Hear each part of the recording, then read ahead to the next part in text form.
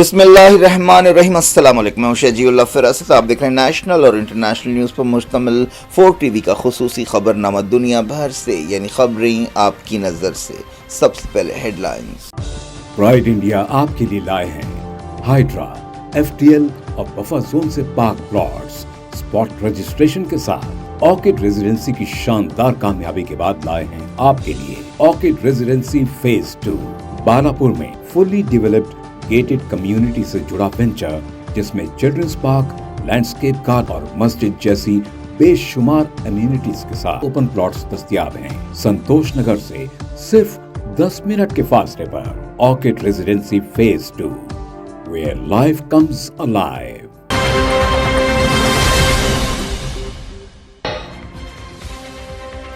غزہ کی دوبارہ تعمیر کے لیے $70 بلین کی ضرورت۔ یو این ڈی پی نے کہا کئی ملکوں نے ریکنسٹرکشن میں دلچسپی ظاہر کی۔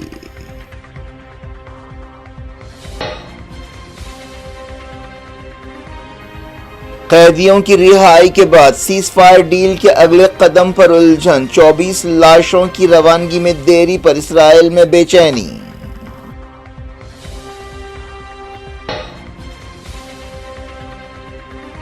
ڈونلڈ ٹرمپ کا امن منصوبہ، مڈل ایسٹ میں امن کا آخری موقع، شرم الشیخ میٹنگ سے صدر سیسی کا خطاب۔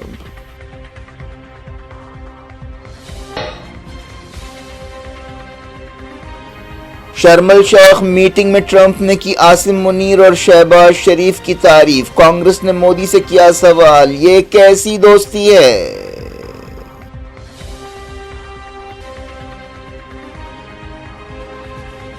طیب ایردوان یوکرین جنگ ختم کرنے میں اہم رول ادا کر سکتے ہیں، ترک صدر کا رشیا احترام کرتا ہے، ڈونلڈ ٹرمپ کا بیان۔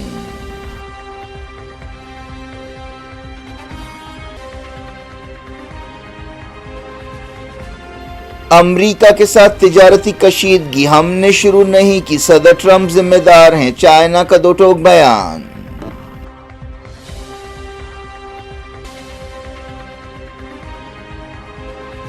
بہار الیکشنز کے لیے بی جے پی کے 71 امیدواروں کی پہلی لسٹ، 3 ایم ایل ایز کو ٹکٹ نہیں دیا گیا۔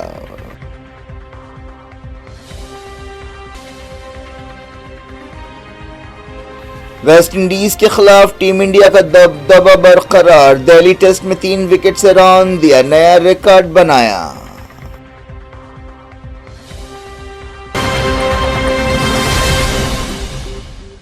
ہیڈ لائنز آپ نے دیکھی، اب خبروں کی تفصیل کی طرف آپ کو لیے چلتے ہیں۔ امریکی صدر ڈونلڈ ٹرمپ نے کہا کہ ترکی کے صدر طیب ایردوان یوکرین جنگ ختم کرنے میں اہم رول ادا کر سکتے ہیں۔ انہوں نے ماسکو پر انقرہ کے اثر و رسوخ اور مسالت کی کوششوں کا حوالہ دیتے ہوئے یہ بات کہی۔ ایجپٹ سے واشنگٹن لوٹتے ہوئے ایئر فورس 1 کے ہوائی جہاز میں رپورٹر سے بات چیت میں ٹرمپ سے پوچھا گیا تھا کہ کیا کوئی عالمی لیڈر، خاص طور پر ایردوان، یوکرین جنگ ختم کرانے میں مدد کر سکتے ہیں۔ اس کا جواب دیتے ہوئے ٹرمپ نے کہا کہ ہاں، ایردوان مدد کر سکتے ہیں، رشیا ان کا احترام کرتا ہے۔ انہوں نے یہ بات ایک ایسے وقت کہی جب کچھ دیر پہلے ہی ٹرمپ اور ایجپٹ کے صدر عبد الفتح السیسی نے 20 سے زیادہ لیڈرز کی میزبانی کی، جن میں طیب ایردوان بھی شامل ہے۔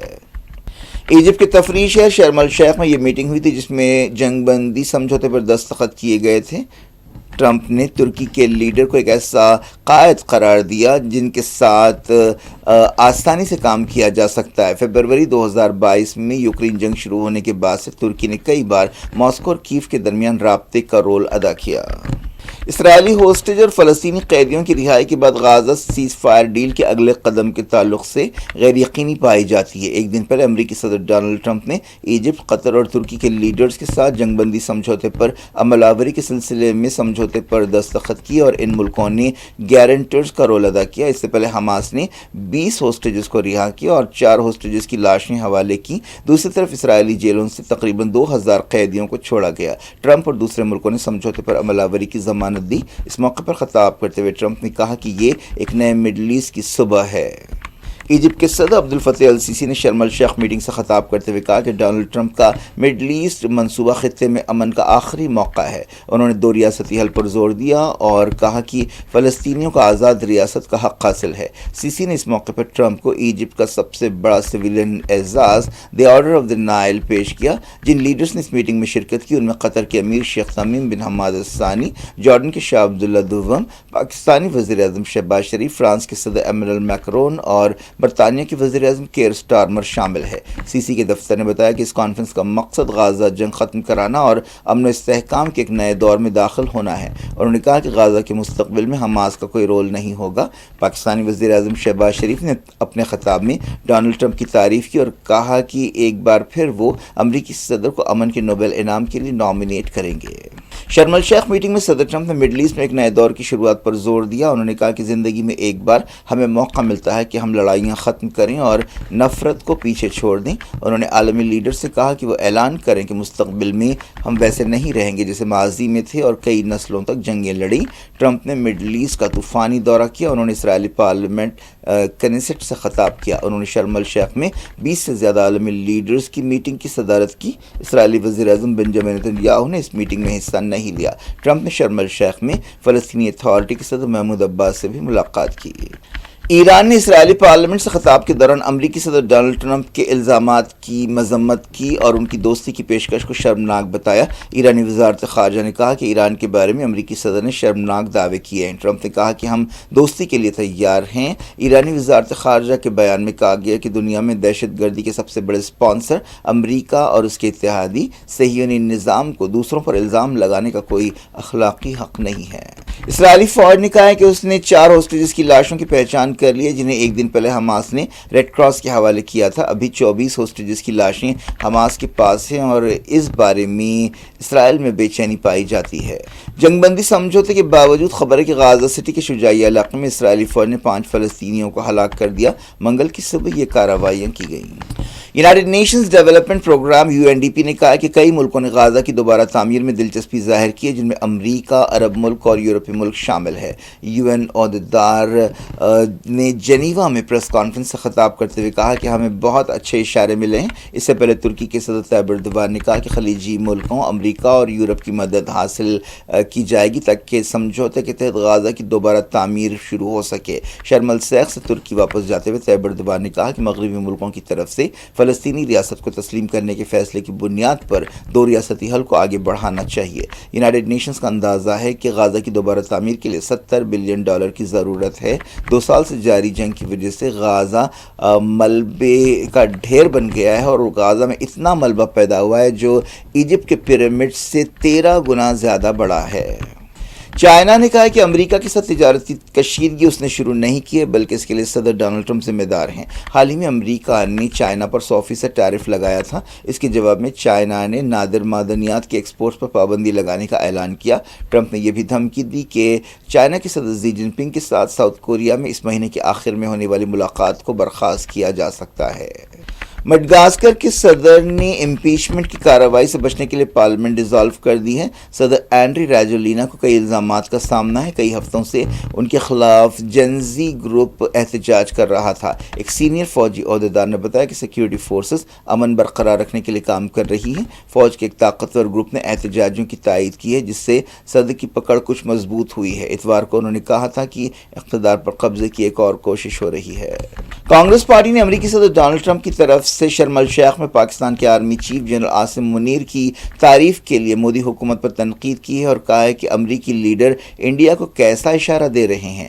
کانگریس پارٹی نے کہا کہ یہ ٹرمپ اور وزیر اعظم مودی کے درمیان کیسی دوستی ہے۔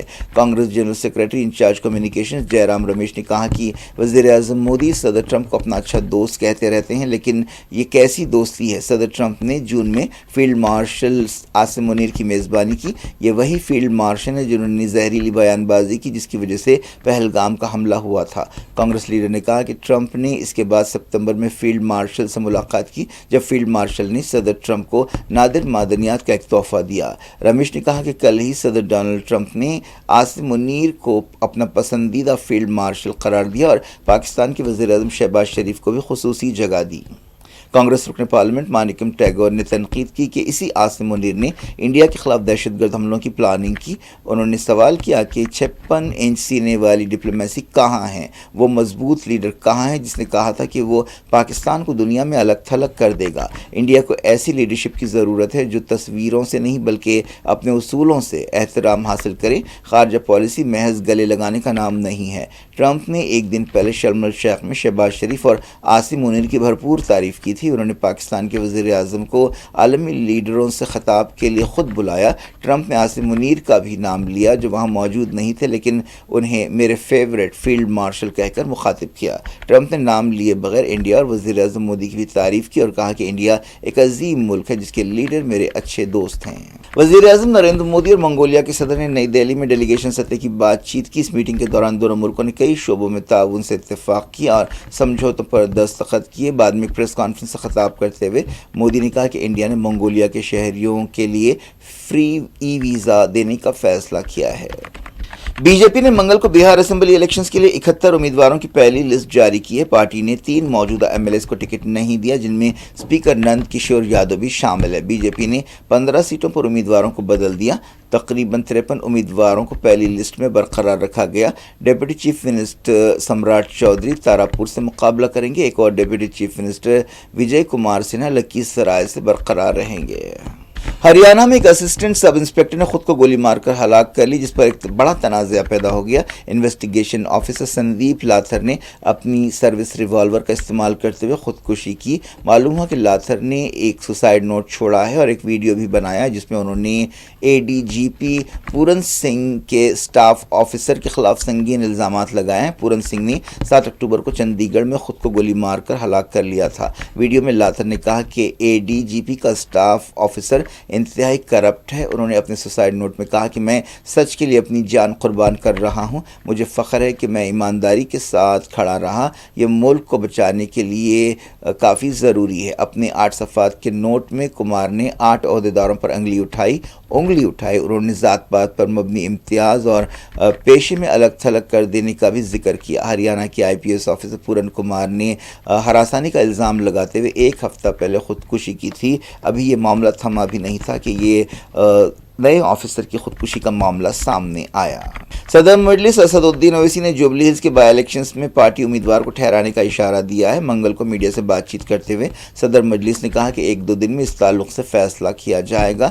اس اسمبلی حلقے کے 2 ڈویژنز شیخ پیٹ اور ایرا گڈا میں مجلس نے G H M C elections میں کامیابی حاصل کی. اس سے پہلے پارٹی نے بورا بنڈا ڈویژن میں بھی کامیابی حاصل کی تھی. جوبلی ہلز حلقے میں 1,30,000 سے زیادہ مسلم ووٹرز ہیں. جوبلی ہلز میں 11 نومبر کو بائی الیکشنز ہونے والے ہیں. کرکٹ ٹیم انڈیا نے ویسٹ انڈیز کے خلاف اپنے دبدبے کو برقرار رکھتے ہوئے 2-0 سے سیریز مکمل کر لی. انڈیا کو دہلی میں دوسرے ٹیسٹ کے 5ویں دن صرف 58 رنز بنانے تھے اور اس نے آسانی سے یہ ٹارگٹ حاصل کر لیا اور 7 وکٹ سے جیت حاصل کی. پہلے ٹیسٹ میں انڈیا نے ویسٹ انڈیز کو اننگز ڈیفیٹ دی تھی. ورلڈ ٹیسٹ چیمپئن شپ میں انڈیا کی یہ چوتھی کامیابی ہے. انڈیا نے 124 رنز کا ٹارگٹ 3 وکٹ کھو کر حاصل کر لیا. کے L Rahul 58 per not out رہے. انڈیا کی ٹیم ایک ٹیسٹ بھی ہارے بغیر مسلسل 10 ٹیسٹ سیریز جیتنے والی ٹیم بن گئی ہے ویسٹ انڈیز کے خلاف. ساؤتھ افریقہ نے بھی ویسٹ انڈیز کے خلاف 10 بیک ٹو بیک سیریز جیتے ہیں لیکن اس دوران اس نے 2 میچوں میں شکست بھی کھائی ہے. دوسری طرف انڈیا نے 2002 سے اپنے سفر کے دوران ویسٹ انڈیز کے خلاف ایک بھی ٹیسٹ میچ نہیں ہارا اور 17 ٹیسٹ میچ جیتے اور 10 میچز ڈرا رہے. یہ کسی ٹیم کے خلاف میچوں میں انڈیا کا سب سے لمبا ناقابل شکست سفر ہے. کیا کچھ ہو رہا ہے آپ کی دنیا میں؟ آخر میں ہیڈ لائنز دنیا بھر سے ایک بار پھر دیکھتے ہیں.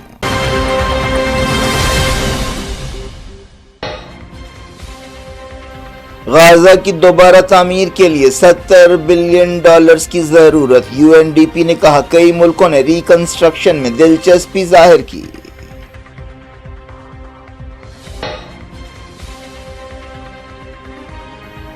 قیدیوں کی رہائی کے بعد سیز فائر ڈیل کے اگلے قدم پر الجھن. 24 لاشوں کی روانگی میں دیری پر اسرائیل میں بے چینی.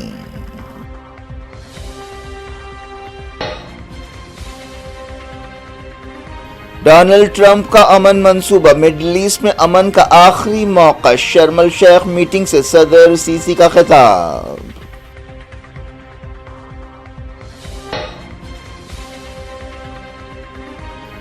شرم الشیخ میٹنگ میں ٹرمپ نے کی عاصم منیر اور شہباز شریف کی تعریف، کانگریس نے مودی سے کیا سوال، یہ کیسی دوستی ہے؟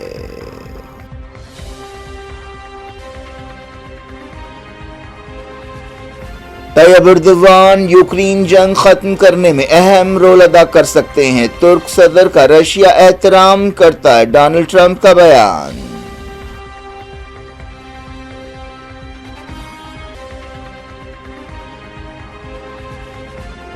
امریکہ کے ساتھ تجارتی کشیدگی ہم نے شروع نہیں کی، صدر ٹرمپ ذمہ دار ہیں، چائنا کا دو ٹوک بیان۔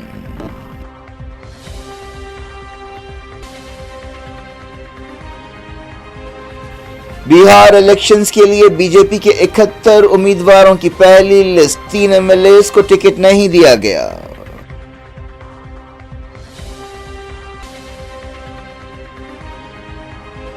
ویسٹ انڈیز کے خلاف ٹیم انڈیا کا دبدبہ برقرار، دہلی ٹیسٹ میں 3 وکٹ سے رون دیا، نیا ریکارڈ بنایا۔